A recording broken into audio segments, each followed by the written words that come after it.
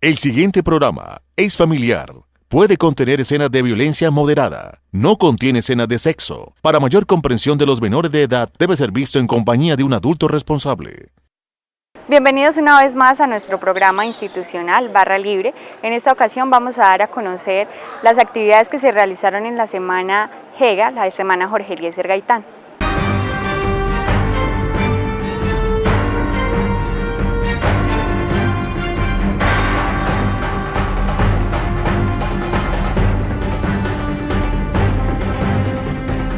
En el desarrollo de esta semana se llevaron a cabo diferentes actividades académicas, culturales y deportivas. El día lunes se inició con un campeonato de microfútbol entre la Facultad de Derecho. El día martes se dieron a conocer las diferentes ponencias de los diferentes semilleros de investigación. El día jueves se instaló por primera vez el debate interinstitucional, que realmente fue una de las actividades que nosotros como estudiantes desarrollamos y que realmente dio los resultados que esperábamos. En la tarde se realizaron actividades como lo fue el Congreso de Filosofía, igualmente el día viernes, dando un porcentaje de total satisfacción.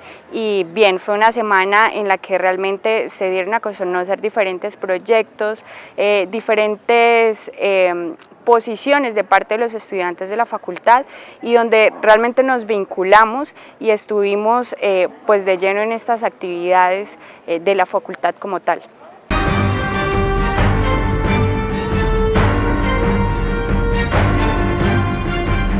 Bueno, hace un año precisamente con la Facultad de Derecho, Ciencias Políticas y Sociales de la sede Bogotá empezamos a iniciar un proceso para proyectar la organización de este Congreso Internacional en el Socorro, porque la Universidad Libre es una sola institución acreditada de esa manera y tenemos unos estándares altos que cumplir todas las seccionales. Con el apoyo de la Universidad Libre principal, sede Bogotá, se empezó a redireccionar todo esto, a buscar la fecha, por supuesto, a mirar cuáles posibles conferenciantes internacionales nos podían visitar y la temática tal cual la ha programado también la sede principal. ¿Por qué?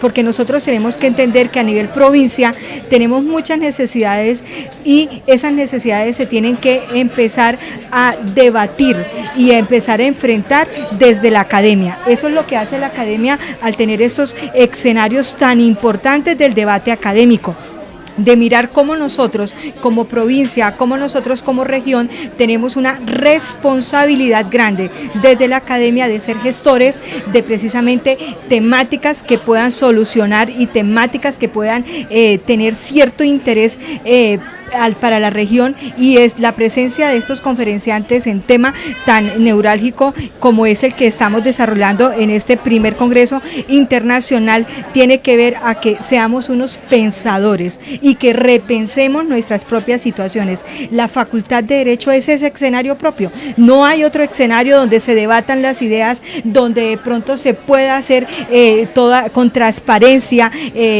definir nuestras posiciones, nuestras ideologías, nuestra manera de pensar, que la Facultad de Derecho. Bueno, yo creo que es un reconocimiento a todo el trabajo que ha hecho la seccional durante casi 45 años de presencia que lleva en el sur de Santander, siendo una seccional de la Libre que ha impactado de una manera generosa, y no lo contamos solamente con ciertos números, sino que lo prueban el número de egresados de todas las facultades y muy especialmente el posicionamiento de la Facultad de Derecho, Ciencias Políticas y Sociales, que tenemos el reconocimiento de nuestros egresados. Pienso que es la capacidad de la Universidad Libre en pleno, y que pueda definirse la seccional del Socorro como un sitio emblemático para Colombia, que salgan nuevas ideas, que se hagan estos debates académicos, reiteros, que tengamos esta posibilidad para el próximo año. Ya tenemos con el doctor Carlitos la misma fecha, en el mismo marco, y otros internacionales ya para que vengan y roten, porque la idea es que este congreso tiene que continuar por lo menos a unos 5 o 6 años de estar fortaleciendo la región y toda la academia que realizamos en la Universidad Libre, seccional Socorro. Bueno, la organización del evento ha sido cooperación tanto de la Facultad de Derecho de la Seccional Bogotá, la Facultad de Filosofía de la Seccional Bogotá, el Instituto de Posgrados en cabeza de su directora, la doctora Erika Patricia Rincón Remolina, y de la Facultad de Derecho de la Seccional Socorro. Y asimismo de todas las personas que hacen parte de la organización, desde cada uno de los posicionamientos que tienen, todos han colaborado para hacer posible que este evento, el primer Congreso de Filosofía del Derecho, Ética, Política, Hermenéutica y Argumentación Jurídica, sea posible en la Seccional Socorro. La posibilidad de un evento de esta magnitud nos hace sentir a la provincia, al Socorro, como un lugar importante dentro del esquema del posicionamiento de la acreditación multicampus que lleva a cabo la Universidad Libre con miras a la reacreditación. Ese reconocimiento que tiene la universidad y estos eventos que se realizan como réplica en cada una de las seccionales hace posible que se desarrollen esos postulados de mejoramiento continuo, todo revirtiendo hacia los estudiantes en la construcción de nuevos ciudadanos pensantes, íntegros, éticos, capaces de ser líderes y los mejores líderes para la sociedad.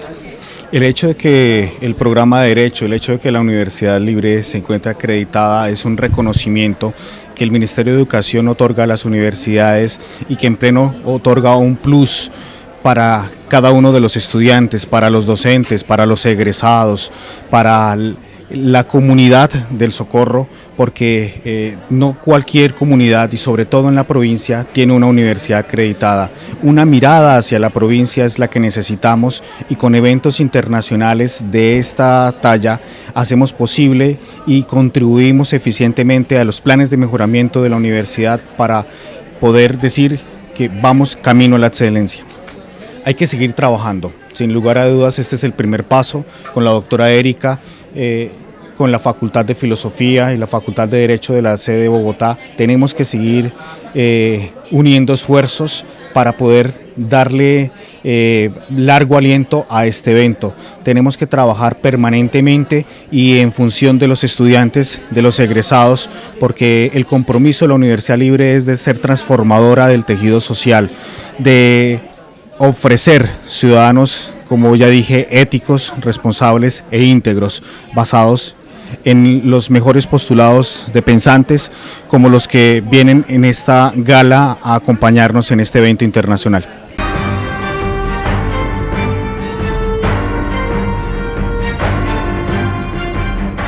Bueno, sí, estamos aquí en esta Universidad Libre, sede Socorro.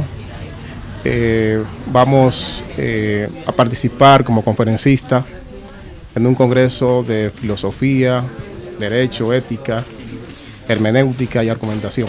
Bueno, muy motivado, muy optimista. Entiendo que este congreso va a ser un éxito, o desde ya se puede decir que es un éxito, porque permite integrar a profesionales, conferencistas de diferentes países y nos permite compartir nuestras experiencias con ellos y con los estudiantes de Derecho. Entonces, eso para nosotros es un gusto, porque en verdad el conocimiento hay que compartirlo. O sea, si una persona se forma, no hace nada con tener ese conocimiento si no lo comparte. Entonces, desde ese punto de vista, nos sentimos bien y bien motivados, porque nos permite participar, compartir con otros profesionales de esta región. La interpretación de una norma constitucional radica, como ya habíamos dicho, en atribuir un significado a uno o varios símbolos lingüísticos escritos en la Constitución, con el fin de obtener una decisión sobre problemas prácticos fundada normativamente en la Constitución. La interpretación constitucional tiene tres dimensiones relevantes. Primero, interpretar la Constitución significa procurar el derecho contenidos en las normas constitucionales. Investigar el derecho contenido en la ley constitucional implica una actividad compleja que se traduce fundamentalmente en la adscripción de un significado a un enunciado o disposición lingüística. Y el producto del acto de interpretar es el significado atribuido. interpretación legal e interpretación constitucional. En la interpretación de la ley se toman en cuenta principios generales del derecho y las disposiciones de las normas confrontadas, independientemente que se tomen en cuenta los principios de norma primera y superior. Cuando se confronte, por ejemplo, una ley anterior con una posterior, o cuando se coteje una ley con un decreto. Entonces ahí estamos hablando de un aspecto de legalidad. Pero cuando hablamos de colisión de principios, entonces estamos hablando de ponderación. Y la ponderación, como se ha dicho, muchas veces no necesariamente aporta una buena solución al conflicto planteado, sino que es la manera de cómo el juez argumenta o motiva su decisión para justificar la decisión que ha tomado en un sentido u otro. A diferencia de la interpretación legal, la constitucional exige al intérprete la utilización de principios que se derivan de la esencia misma de la norma constitucional a ser interpretada, despojando dicho principio de las disposiciones que forman parte de la esencia misma de la Constitución, así como la jurisprudencia como fuente elemental del derecho, que los ha reconocido y admitido como complementarios a cualquier sistema en la labor judicial de interpretar normas de carácter constitucional. Los aspectos importantes para la debida interpretación tenemos, por ejemplo, el examen de la razonabilidad, con el que se evalúa si la revisión de todo el proceso judicial ordinario es relevante para determinar si la resolución judicial que se cuestiona vulnera el derecho fundamental que está siendo demandado. Examen de coherencia, en que se precisa si el acto lesivo del caso concreto se vincula directamente con el proceso o la decisión judicial que se impugna. De lo contrario, no estaría plenamente justificado el hecho de que el tribunal efectúe una revisión total del proceso ordinario si tal revisión no guarda relación alguna con el acto vulnerado. La Constitución dominicana tiene parámetros para su interpretación. El artículo 74, en su numeral 2 y cuarto, establece la forma como se debe interpretar la Constitución. Y estos parámetros son los que sirven para el adecuado uso de los argumentos interpretativos en la interpretación constitucional. En base al principio de razonabilidad de las normas, los principios de interpretación constitucional, los principios y valores constitucionales, los principios generales del derecho, sin desnaturalizar el contenido esencial de los derechos fundamentales en conflictos, respetando el régimen de competencia de los órganos públicos y procurando mantener y solidificar los principios constitucionales que sustentan el Estado, aún cuando se había establecido que el contenido y alcance de los derechos fundamentales deben interpretarse de conformidad con las declaraciones e instrumentos internacionales de derechos humanos y con la interpretación de los mismos, suministrada por las jurisdicciones y los órganos consultivos supranacionales constituidos según los tratados de los cuales la República Dominicana es signataria o forma parte. Los derechos fundamentales deben interpretarse de modo que favorezca a su titular y se logre la máxima eficacia de los mismos, y que en caso de duda se debe favorecer al derecho fundamental afectado. Cuando exista incompatibilidad entre una norma constitucional y otra inferior jerárquica, el juez debe preferir la primera, siempre que ello sea relevante para resolver la controversia y no sea posible obtener una interpretación de la norma infraconstitucional conforme a la Constitución.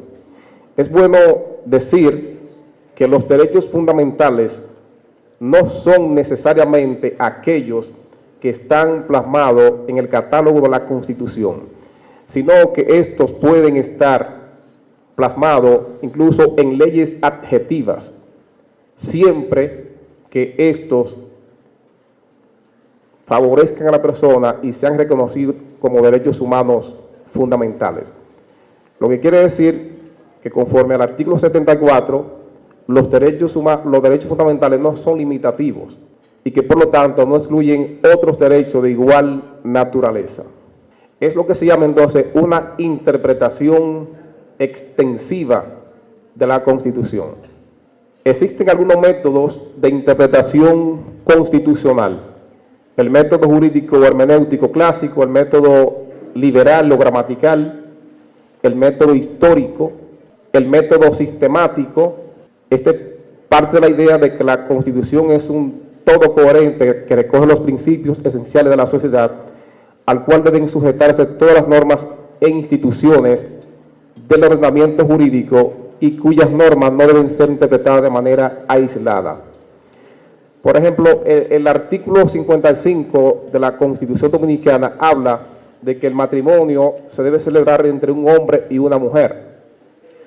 Pero, por otro lado, el artículo 39 de la misma Constitución habla del derecho a la igualdad.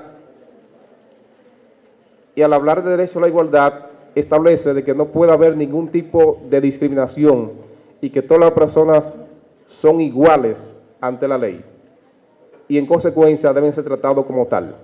Entonces, si vemos esos dos artículos, si aplicamos uno solo, si aplicamos el 55 y no tomamos en cuenta el anterior, podríamos decir entonces de que no habría la más mínima posibilidad de que se pueda celebrar o permitir un matrimonio entre personas del mismo sexo. El artículo 39 dice derecho a la igualdad. Todas las personas nacen libres e iguales ante la ley.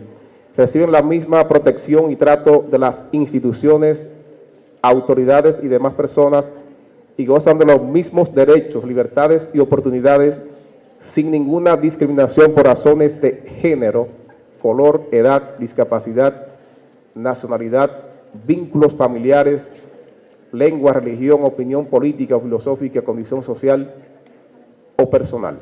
Entonces, no se puede hacer una interpretación aislada de la Constitución, sino que se debe ver como todo un sistema.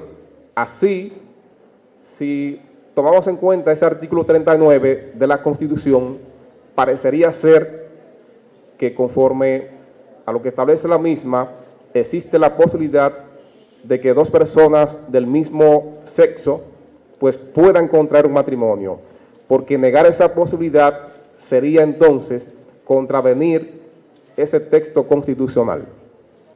Lo que es la ponderación como técnica argumentativa.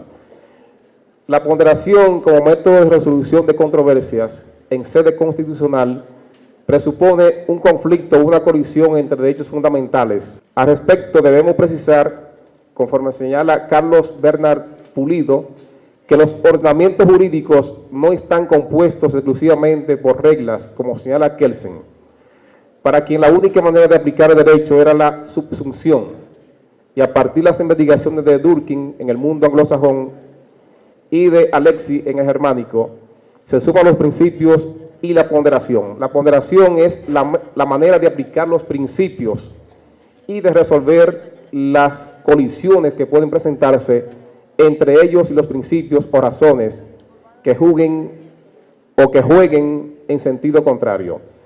La ponderación podría ser considerada como una técnica para resolver conflictos de derechos fundamentales.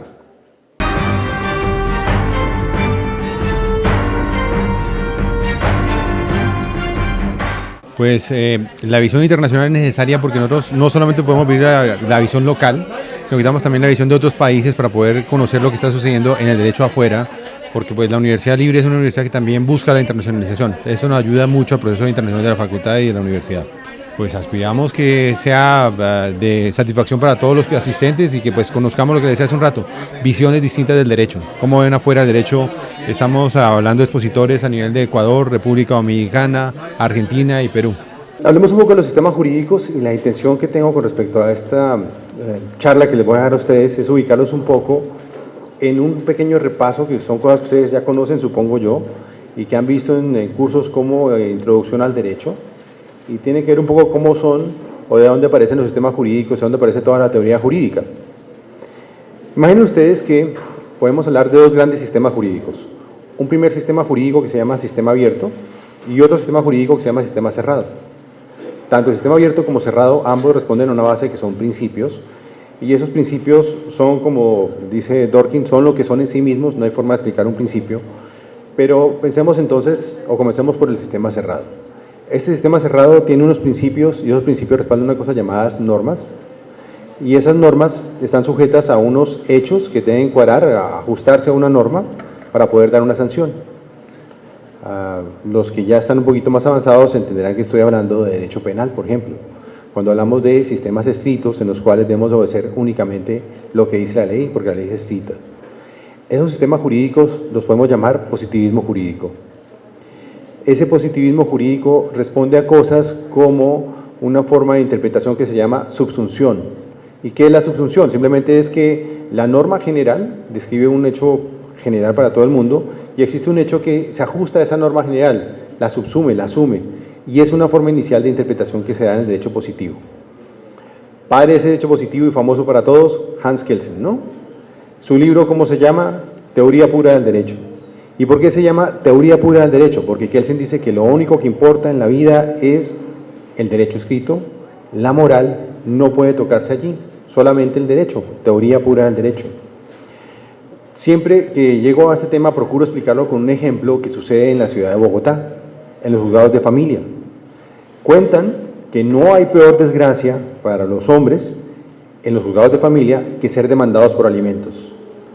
¿Y por qué razón? Porque pierden los procesos. ¿Y por qué los pierden?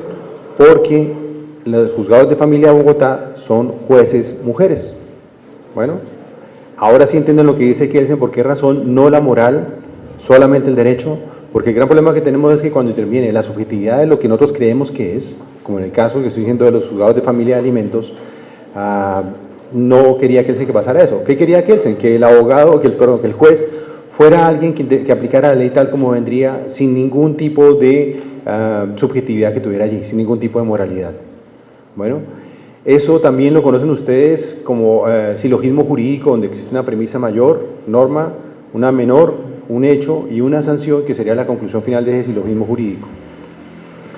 Ahora bien, al otro lado hay unos sistemas que se conocen con el nombre de sistemas abiertos. Esos sistemas abiertos también responden a principios, pero se aplican de una forma diferente al sistema cerrado. ¿Cómo se aplican? Se aplican en este sentido. Tenemos unos principios y esos principios van a ayudarnos para construir una especie de jurisprudencias. El mejor ejemplo y el más fácil que les puedo dar a ustedes para que entiendan esto fácilmente son cuando vamos a cine y vemos películas norteamericanas. Bueno, ellos ¿cómo fallan? Fallan a través de preceptos que han dado precedentes en sentencias. Ustedes han escuchado que los abogados en las películas estas no hablan como nosotros, la ley 100 de 1993 que señala tal cosa en el artículo, sino que ellos citan son casos anteriores, ¿no? El caso de McGraw contra el estado de Virginia. Y entonces ellos vienen todo el tiempo a citar lo que ha pasado en sentencias anteriores. Eso hace que para ellos exista como el precedente y claridad de qué son los precedentes. Claro, hay una cosa que pasa allí, y es que sí interviene demasiado la moralidad del juez. Y claro, al igual que ustedes, lo que voy a decir les va a parecer una exageración, pero ustedes lo han escuchado al igual que yo. En este tipo de sistemas se permiten sentencias o fallos que son exagerados e irracionales, como decir que alguien está condenado a cadena perpetua y 3 penas de muerte. ¿Lo han escuchado o no? Algo así, ¿cierto? Perdón, 3 cadenas perpetuas y 1 pena de muerte es la cosa. Creo que bastaría simplemente con la primera pena de muerte y sería suficiente, pero pues exageran la cosa y llegan hasta allá los fallos. Exageran porque la moralidad del juez llega hasta ese extremo, de poder decir que es posible, aparte de matarlo, que siga el sujeto siga a un preso pagando su cadena perpetua, ¿no?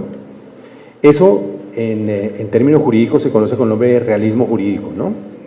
Y ese realismo jurídico, en el caso de la escuela norteamericana, se basaba en hechos, y esos hechos daban una determinada sanción, los precedentes que tomamos nosotros. Pero esos hechos no eran suficientes. Algún sistema, como el sistema escandinavo, critica esa serie de situaciones, diciendo que no es suficiente hablar de hechos, sino que hay que hablar de otra cosa diferente. Alf Ross tiene una frase hermosísima, y es una frase real. Alf Ross dice que los fallos no pueden basarse únicamente en eso, porque el gran problema es, y así lo dice Alf Ross, tal cual, no estoy inventando, dice que los fallos dependerían única y exclusivamente de lo que el juez desayunó en la mañana. Uno no entiende eso fácilmente. ¿Cuándo entiende uno eso? Cuando uno comienza a encontrar estudios serios, como un estudio que hizo en la Universidad de Harvard, dándose cuenta de cómo fallaban los jueces. Y ustedes saben que eso se parece mucho a lo que uno ve en televisión. La juez, abajo las dos personas, y saca súper rápido el caso, ¿no? Y entonces estudiaron y se dieron cuenta de la cosa más curiosa, es esta. 8 de la mañana, los fallos normalmente comenzaban a favor del reo. 10 de la mañana, los fallos en contra del reo. A las 12, 1 de la tarde, comenzaban otra vez a favor del reo. Tipo 4 de la tarde, otra vez en contra del reo. El estudio se dio cuenta de una cosa muy sencilla y muy simple. Que a los jueces había que darles 11 y medias 9, porque el problema era de hambre con respecto a cómo fallaban ellos. Y es un estudio real. Entonces, ahora sí uno podría entender fácilmente lo que dice Alf Ross, que depende el fallo únicamente de lo que el juez desayunó en la mañana. Porque si el juez está de afán, va a sacar un fallo súper ligero, rápido, y no va a dedicarse a estudiar el caso. En cambio, si el juez es tranquilo, alimentado, un buen desayuno, entonces va a tomar más tiempo y va a estudiar el caso. El problema entonces es que no podemos darle tanta libertad al juez, según lo que decía Alf Ross. Entonces, ¿qué tenemos que hacer? Hablar de hechos, una norma para poder aplicar una sanción. Y así podemos tener un mejor fallo. Ahora bien, la otra escuela que está en el sistema abierto es lo que nosotros conocemos como justnaturalismo, ¿no? Derecho natural. Tiene varias etapas, ustedes lo conocen bien. Uno cosmológico, donde intentamos nosotros explicar que la naturaleza tiene ciertas atribuciones, creamos deidades, creamos la posibilidad de dioses que nos puedan dar ciertas normas a nosotros. Y ese justnaturalismo evoluciona en lo que nosotros siempre hemos conocido como justnaturalismo teológico, donde la fuente de todo es la religión, es la Biblia, donde tenemos ciertos principios que aplicamos a nuestro derecho común. Pero la evolución histórica hace que no llegue hasta allá, sino que hablemos también de un de un naturalismo racionalista, a través de la razón. Observando la naturaleza podemos sacar ciertas leyes naturales. Por ejemplo, todos los animales le dan alimento a sus crías. Entonces es normal que podamos copiar eso y decir que las personas están obligadas a dar alimento a sus hijos. Esa historia, hasta ahí va bien. Ustedes lo saben bien, los positivistas, los naturalistas peleaban entre sí, unos echaban la culpa al otro, decían que unos eran mejores o no, el famoso debate Hard-Dorkin, por ejemplo. Hay muchísimos debates en la teoría jurídica que ustedes los han escuchado ya. Pero sucede un hecho que rompe la historia, creo que ustedes también lo conocen. Son el hecho de los juicios de Nuremberg, Segunda Guerra Mundial. Ahí se rompe y llega una crisis total de positivismo. ¿Y por qué llega esa crisis de positivismo?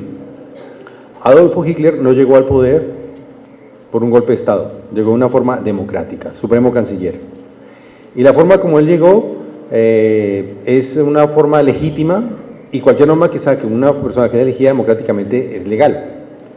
Y si yo fuera parte del ejército de ese señor, tendría que obedecer cualquier tipo de norma que saliera.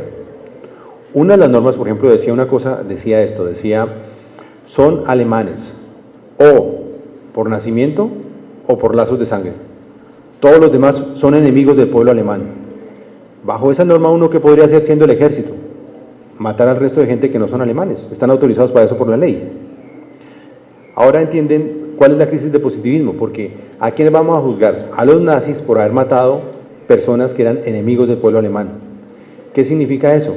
Que si estaban obedeciendo la ley, y estamos hablando de un sistema positivista en el cual hay que obedecer la ley, no tenemos por qué condenarlos, porque están obedeciendo lo que estamos pidiendo en el positivismo, la ley. Y entonces, ¿ahora qué pasa? Lo que pasa es que no podemos dejarlos en libertad. Si los dejamos en libertad, ¿qué va a pasar? Va a aparecer otro Hitler, va a aparecer otro nacionalsocialismo, y van a haber nuevamente otra vez genocidios. Entonces, la única es comenzar a dar ejemplo, porque ustedes lo saben bien que el derecho sirve también para ejemplificar y evitar que esas cosas vuelvan a ocurrir. Y entonces, la única situación posible es introducir un criterio nuevo al derecho. Y el criterio ya no va a ser el derecho, sino va a ser justicia. El gran problema que hay es poder establecer qué es la justicia. Cuando ustedes comienzan a ver argumentación jurídica, se van a dar cuenta de una cosa muy curiosa, que en la argumentación jurídica, todas las teorías de argumentación jurídica, primero son posteriores a la Segunda Guerra Mundial, 1945. La tópica de Toder-Buick, 1951, la de Perelman, Chaim-Perelman, 1958, la famosa de Robert Alexy, 1971, todas son posteriores a esa fecha. ¿Por qué razón? Y todas se introducen siempre hablando primero de una teoría de qué es la justicia y luego sí comienzan a hablar de argumentación jurídica. Porque el criterio no es sencillo. La gente confunde muchas veces aplicar derecho con aplicar justicia. Se lo explico en una forma coloquial, un ejemplo sencillo. Piensen ustedes la señora que le deben la letra de cambio y va al juzgado a que le paguen en su proceso ejecutivo los 5 millones de pesos que le debe. Si el abogado fue capaz de probar que le debían los 5 millones de pesos, a la señora hay que pagarle los 5 millones de pesos. ¿Y la señora qué va a decir? Se hizo justicia. Pero si el abogado no fue capaz de demostrar que había que pagar esos 5 millones de pesos, ¿qué dice la señora? En este país no hay justicia, la justicia no existe, y la gente confunde la actividad del juez con aplicar justicia. El juez no aplica justicia, el juez lo que aplica es la norma, cómo viene, y no tiene otra opción. Si el juez pudiera aplicar justicia, muchas veces se saldría de lo que dice la norma. Pero ¿cuál es la dificultad que tiene ahí el juez? Que si el juez se sale de la norma, lo van a acusar de prevaricato. Es decir, que el juez está obligado a aplicar la norma y no tiene otra opción más.